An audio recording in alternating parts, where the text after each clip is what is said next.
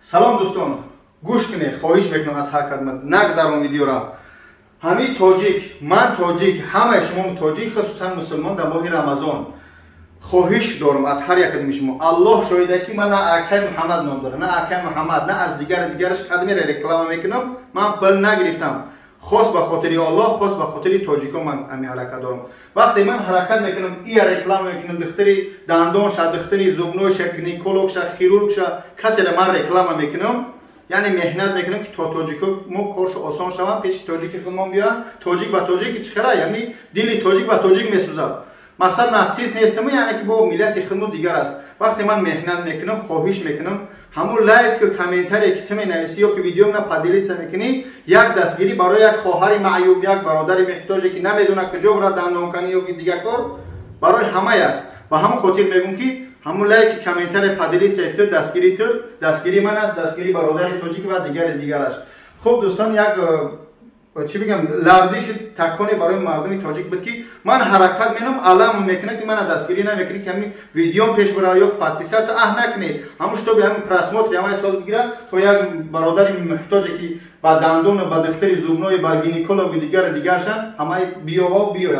خب السلام علیکم و رحمت الله تعالی و برکات. دوستان عزیز، خداوند نگهبان هر یک کدوم شما باشه که اولش پروردگار، آخرش پروردگار و شما هستی که چقدر سبب میشه مردم نیازمند کم بغل ما دستگیری میکنیم. دوستان عزیز، امروز ما قرار داریم در کلینیکای برادرمو اکای محمد جان. السلام علیکم برادر جان. این برادر اکای محمد دختری دندان، من میگفته دختری دندان در کجا؟ دختری دندان در متروی لوبلینو. من ادرسش همش باز نمیدونم، در از اکای محمد میگه در اکران مینویسم خاطر رقمش. باز این نرخ نوا چی کار میکنن در متروی لوبلینو، یعنی که الله شاهده که هر یک ویدیویی که من میکنم، هر یک برادری که یعنی تاجیک خودمون کلینیک میکشوه، بالیسا حجامت چیز میکشوه، این پیشروی دولت خودمونه که الحمدلله مردمی تاجیک مردمی با فرهنگ هستیم. الحمدلله ما مردمی یعنی که متحد الحمدلله هستیم که چی قدر از در همین شهر رسیه خصوصا مگزین چی کارو تاجیکو نکرده هستیم. خداوند ای خبیثیو بتیا برکتون تیا. اکای محمد جان سلام علیکم. این برادر دختری دندان هستن در متروی لوبلینو کلینیک خچونا کشودن. از ان شاء الله تجربه‌هاش نشون میدیم، خصوصا حاضر برای دندان صحبت کنه با درش میریم. خب السلام علیکم. سلام علیکم مردم تاجیک. ما نزدیکی به یکی март کلینیک خودمونش کشودیم در مترو لوبلینو، улица Краснодонский, дом 23, 23, корпус 1, метро, я остановка наздик. Иджаба доктора, стоматолог, терапевт, гинеколог, уролог, хирург, ҳама доктора ҳаст. Ба ҳаст иджаба лаборатория. Режими кори мо аз соати 8 то 8 бега, ба 8 бега докторои дежурный меса, я терапевт, я стоматолог. یعنی круглосуточно кор мекунем, 24 саат кор мекунем, телефон мекунем, рақамҳо дар чӣ места менависа ака ки бобоҷон телефон мекунем, ҳар рӯз кор кардан, субота воскресенья, рӯзои шанбе бозорам кор мекунем. масалан нарх навои дандон абуки мардами мо бо занг назана нархи дандон чӣ хел аст? دندون پیش، عقیب، مقصد همین نرخ‌هاش همون حرکت می‌کنیم که نرخ‌ها رو بگیم که مردم پنیات موشا که مقصد دندون از چند سوم سر میشه. خصوصا ای کانال اکای باباجان اگر بیاید تلفن کنه ما 30% скидка میکنیم. نرخ پیش دندون پیش 1,500، قفا کرسی باشه 2,500 سر میشه. یعنی برای کندنش. برای کندن پلوم هم خیلی نرخش پیش 1,500، کرسی قفا 2,500 هم کلمه زنگزه بگه کانال باباجان ان شاء الله با سکیت کنه وقت بیایه. یعنی که باز میگم تو بلاوی کوچاکی خودم میفهمونم تو که دندونی پیش کندنش 1,500 میکنه دوستان عزیز. اگر که کرسی باشه 2,500، یعنی وابسته به همون چهره تا اگر معقول شدی اسکیت کم بکنه.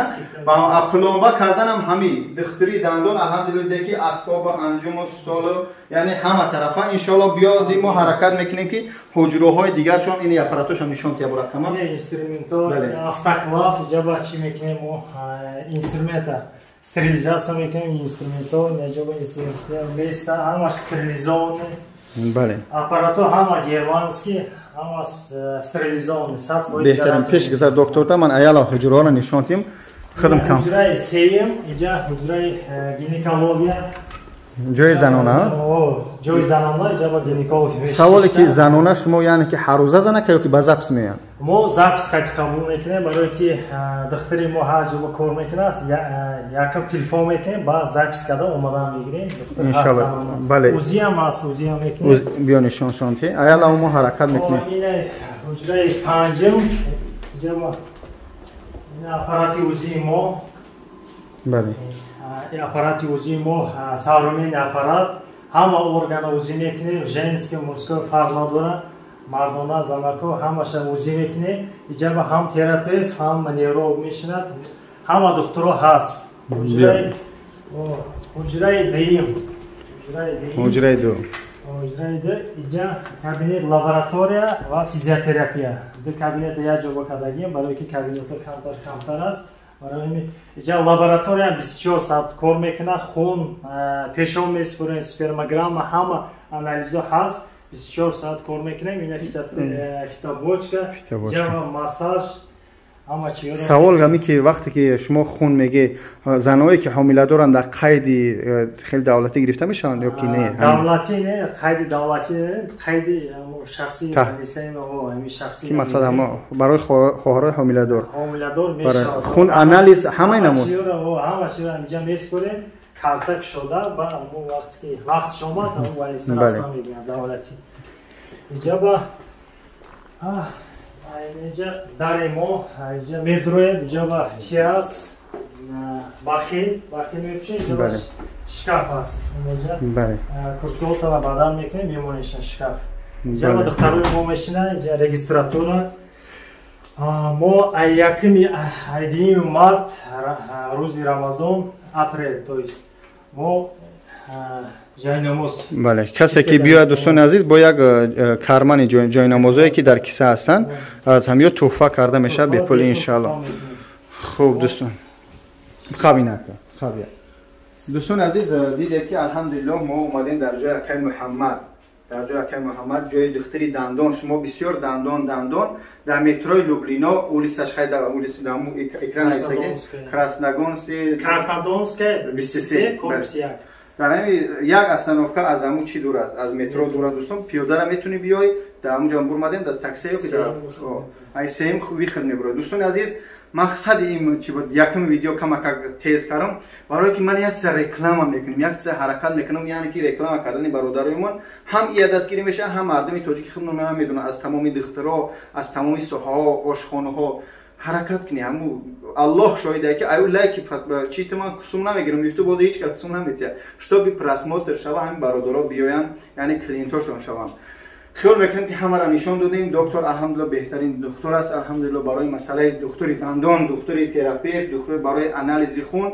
یعنی که اوجه سیم چهارم بالنیسه هسته که من خودم رکلام کرده استودم مردمی تاجیک خودمو اوجه در مسکو شده استودن برادرایی که چی دخترو باشین چی سوهای داشته باشین نویسین خاص به خاطر الله میرم رکلامتون میکنم یعنی که از رکلام ایه که مردمی تاجیک خودمو فقط خفه نشه کدمایی که دست رو که من حتی خودم در اوغلی گاو کار میکردم گاو میچیدم یعنی که از همونجا الحمدلله اومدیم امروز حجامگر هستیم رحمت به مقصد خوری سلام که من الحمدلله در وقت دستگیری کرد یعنی که من استاد من مقصد ای که حرکت کنی میشوه شاید فقط هم بیل کید من دستوی کار فکر نکنی بیای همونجا حرکت کنی همون سومه که جامینی یا سال خونه نرو همه بو پسندوس کو یعنی که یک بیزنس یک حرکت کنی تو که با ان شاء الله همین ما که تنج باشیم مردمی نیازمند با کمک میکنیم دولت مؤبد میشه مردمی تاجیک خلق با سواد خلق با مهر محبت الحمدلله در دوری کارانتین ما در کازات کرده بودیم که خلق یعنی که سپلاشونی همه وقت سرجم هستیم با ما خودی